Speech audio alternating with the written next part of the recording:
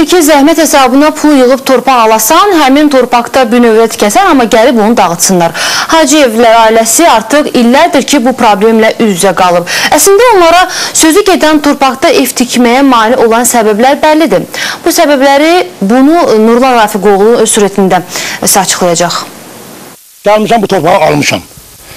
2 daha buranı fundament dövmüşəm, betonca dövmüşəm, dağıdıblar, gəlib dağıdıblar traktorla.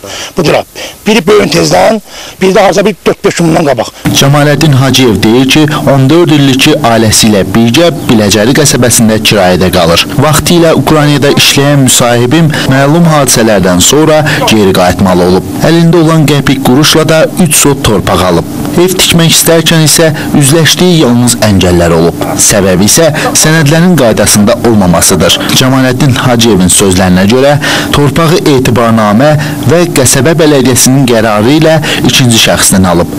Aldığı gündən də evin tikintisinə başlayıb. Lakin 15 gün sonra tikdirdiyi daş hasar və bünövrə Binəqədi rayon icra hakimiyyətinin Biləcəri qəsəbə nümayəndəliyi tərəfindən sökdürülüb. Bax, sağ, sol, hamısı tikilib. Mənə deyir, bura nefidindir. Mətər bir dənə nefid buradan ortadan çıxır. Ben mətər nefidincə bu belə gəlməlidir nefid. Bu evlər nədir? Sağ, sol evinizi görürsünüz. Çəksin, baxın. Hamısı evdir. Bir dənə o nefid şəhətməyə gəlib, düşüb bir nefidin yeri. Binəqədi rayon icra hakimiyyətinin Biləcəri qəsəbə nümayəndəliyindən bildirdilər ki, söz gedən ərazi dövlət neft şirkətinin balansındadır. Vətəndaşın əlindəki sənədlər də ev tikmək üçün yetərli deyil. Ona görə də Cəmaləddin Hacıyev ev tikmək istəyirsə, ilk növbədə dövlət neft şirkətinə müraciət etsin.